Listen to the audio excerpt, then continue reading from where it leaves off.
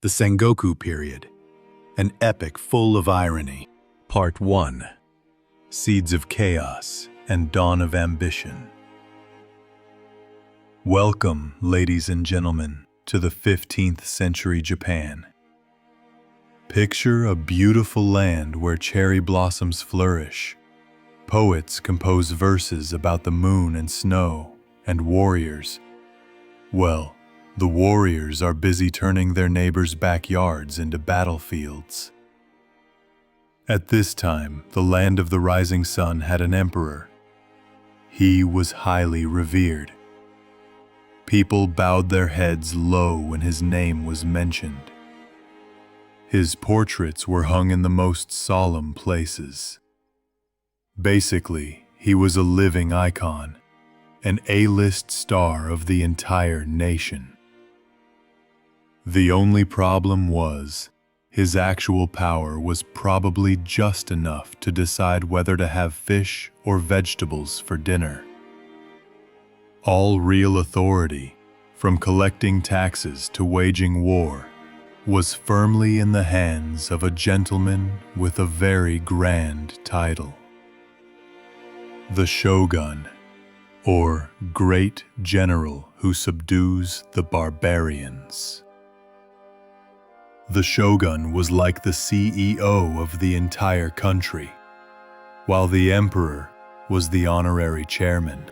It seemed like a stable arrangement, until the CEO also began to lose control of his employees. And our story begins on a fine day in the year 1464, when the current Shogun, Lord Ashikaga Yoshimasa, was facing a very difficult problem of the nobility. He had no son. This was a big deal. Having no heir was like building a beautiful bridge but forgetting the part that connects to the other side. After many restless nights, racking his brain and probably consulting a few fortune tellers, Shogun Yoshimasa decided, "All right, I will choose my younger brother Yoshimi as my successor. The boy looks bright, seems like he'll do a good job."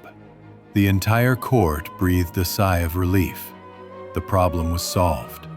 Yoshimi, the younger brother, must have started practicing his walk to look more like a future shogun. Everything seemed to be on track. But fate, a talented screenwriter with a love for plot twists, decided to intervene. Just 1 year later, in 1465, Shogun Yoshimasa's wife suddenly gave birth to a healthy baby boy. The entire capital of Kyoto seemed to fall silent for a moment. You could hear a fly buzz by.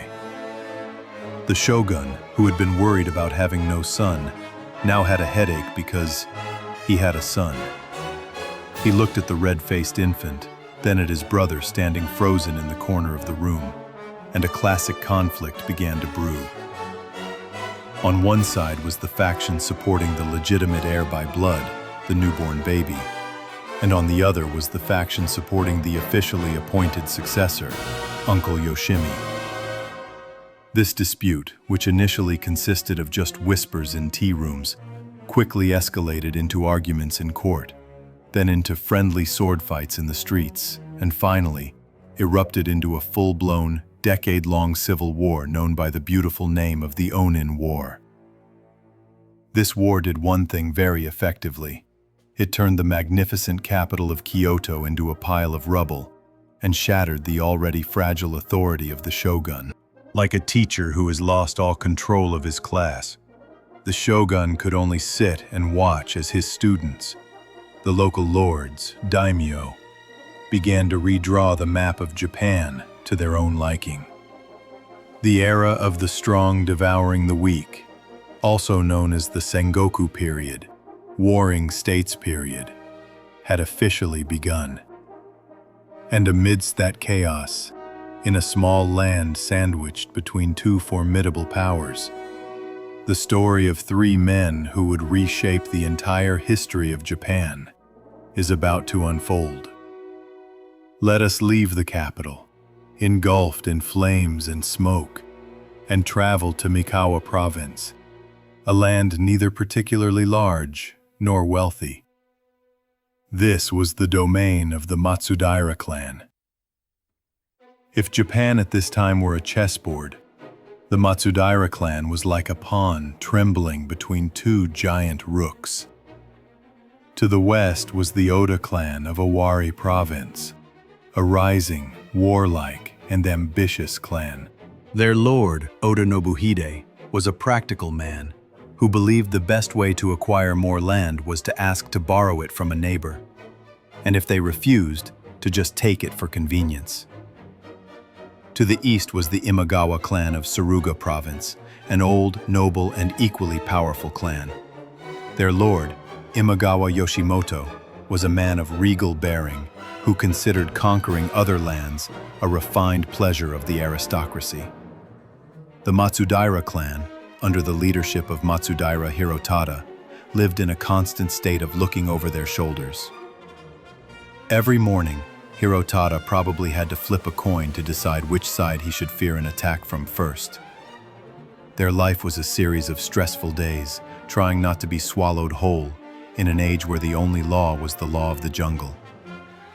And then, the day Hirotada feared most finally came.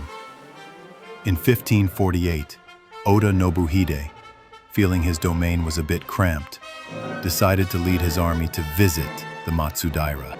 This visit, of course, included swords, bows, and thunderous war cries. Hirotada, knowing his strength was like a grasshopper kicking a chariot, hastily did what any weak person would do: find a stronger protector. He turned to the east, sending a letter asking Imagawa Yoshimoto for help.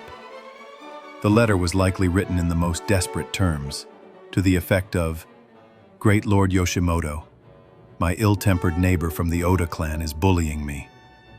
Please, send troops to help and I will be eternally grateful." Yoshimoto, sitting and enjoying tea while admiring his garden, received the letter. He stroked his beard in thought.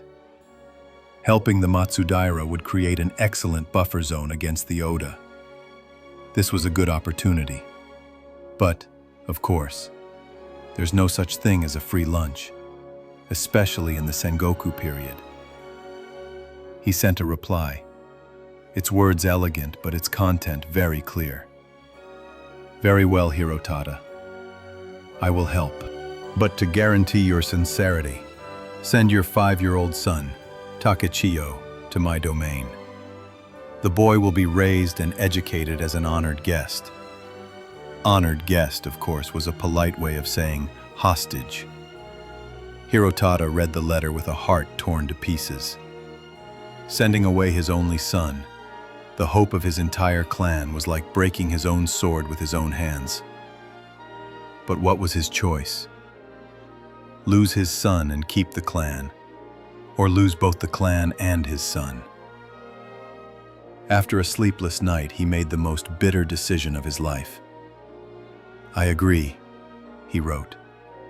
And so, the young boy Matsudaira Takechiyo, only 5 years old and not yet understanding the ways of the world, had to pack his bags and leave.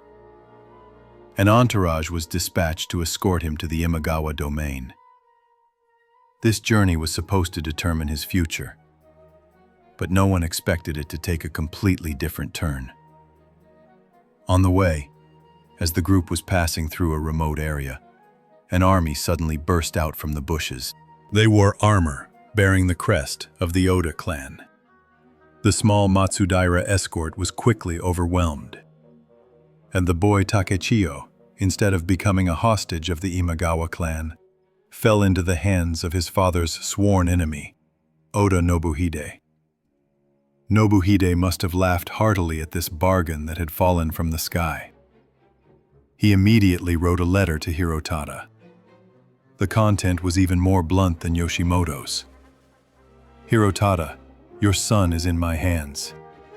Immediately end your alliance with the Imagawa and switch to my side. Otherwise, prepare to receive his head." The entire Matsudaira clan was shaken. Hirotada faced an even more brutal choice than before. On one side was his son's life. On the other was the honor and survival of his clan. Any father would be heartbroken, but Hirotada, in that moment, acted like a lord of the Sengoku period. He wiped away his tears and wrote a reply. That letter has gone down in history. The life of a single son cannot compare to the loyalty and promise of an entire clan. I am willing to sacrifice my son to show the seriousness of my alliance with Yoshimoto. It was an all-in bet. A defiant declaration that he would not yield to threats. Nobuhide received the letter, perhaps with some surprise. He had expected a plea, some hesitation, but instead, he got a challenge. Killing a 5-year-old boy would bring no benefit and would only give him an evil reputation. Besides, keeping the boy alive still had value. Therefore, Nobuhide decided not to kill Takechiyo. Instead, he confined the boy to a temple called Manshoji. And so, the young boy Takechiyo began his childhood years as a hostage, living among his family's enemies, learning his first lessons about the cruelty and uncertainty of the times. 3 years passed. The life of the young hostage Takechiyo in the Oda temple was probably not too bad. He was fed, clothed, and perhaps even played with the Oda children. One of them was a strange boy, a few years older than him, named Oda Nobunaga, Nobuhide's son. This boy acted like no one else, preferring to play games with peasant children and speaking without any restraint.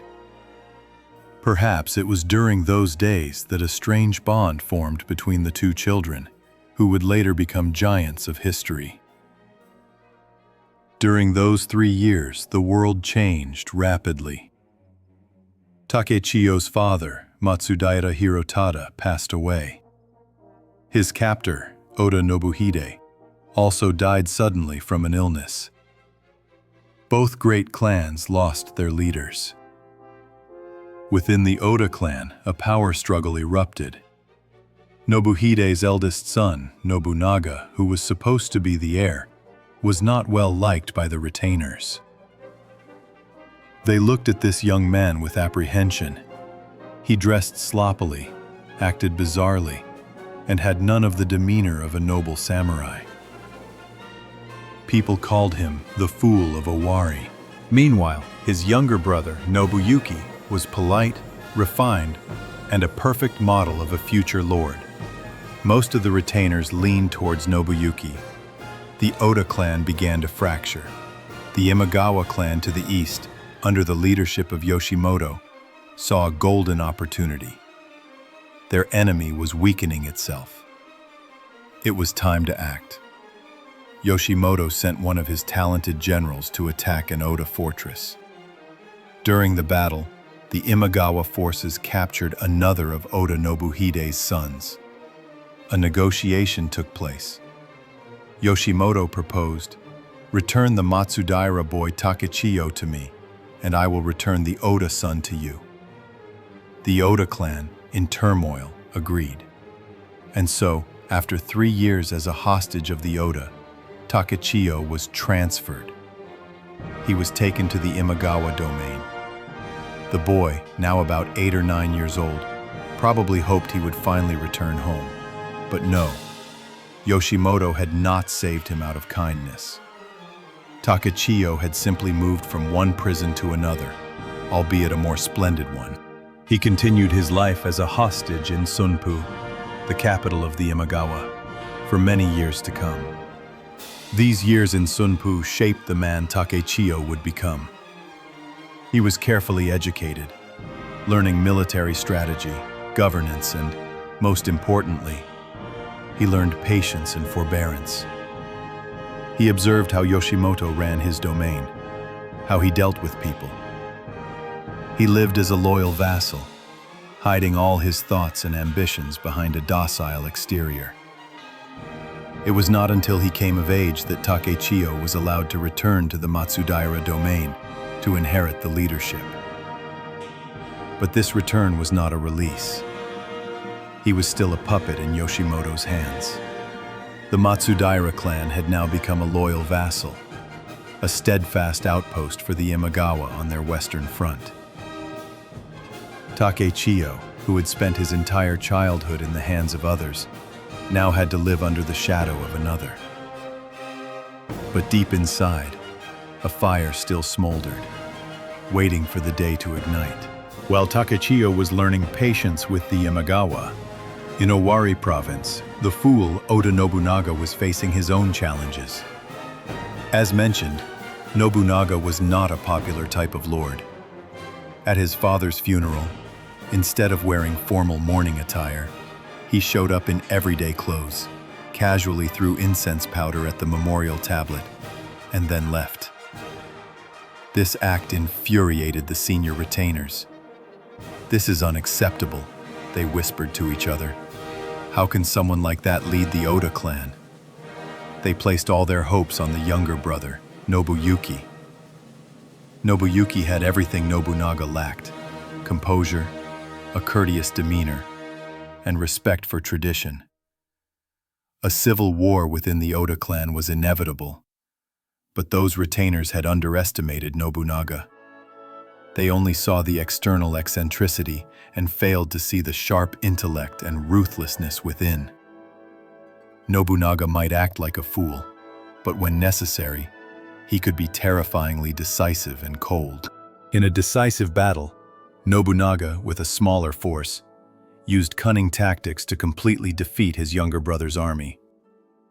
Nobuyuki lost the battle, but their mother intervened and pleaded for his life. Nobunaga agreed to forgive him. However, Nobuyuki did not give up. A year later, he planned another rebellion. This time, Nobunaga was no longer forgiving. He feigned illness, lured his brother to visit, and then had his men ambush and kill Nobuyuki on the spot. The fratricidal war was over. Nobunaga had eliminated all internal rivals and become the sole lord of Owari. The fool of yesterday now held absolute power. The retainers, though still doubtful, now had to bow and obey. They began to realize that behind that mad exterior was an extraordinary talent. At this time, the political situation in central Japan underwent a major shift. The three most powerful lords in the region, who had previously been constantly at war, suddenly decided to sit down and sign an alliance. They were Imagawa Yoshimoto in the east, Takeda Shingen of Kai province, known as the Tiger of Kai, and Hojo Ieyasu of the Kanto region. This triple alliance freed Yoshimoto from worries at his back. Now, he could focus his full attention westward, and the ultimate goal of every lord of that era was also Yoshimoto's goal: to march on the capital, Kyoto. Whoever controlled Kyoto controlled the shogun, and the emperor would have the legitimacy to command the entire realm. It was the biggest prize in the game. Yoshimoto, at the peak of his power, felt he was ready for that gamble. But to get to Kyoto, there was a small obstacle in the way. That was the Oda clan of Owari, led by the fool Nobunaga. To Yoshimoto, this didn't seem like a big problem. The Oda were just a newly risen clan, and Nobunaga was just an inexperienced young man. He decided he would crush the Oda on his way, like an elephant stepping on an ant. Yoshimoto gathered a massive force of about 25,000 men. To boost his prestige, he spread rumors that his army was 40,000 strong. All of central Japan trembled before the might of the Imagawa.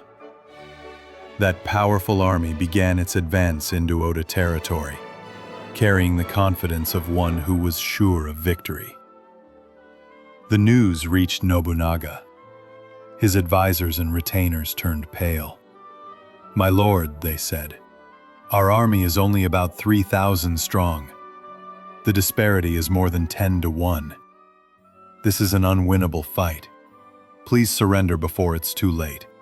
Perhaps we can save our lives. The entire castle was filled with an air of despair. Everyone believed the end of the Oda clan had come. Only one person remained calm. That was Oda Nobunaga. He listened to all the advice, then quietly gave orders to prepare. No one knew what he was thinking.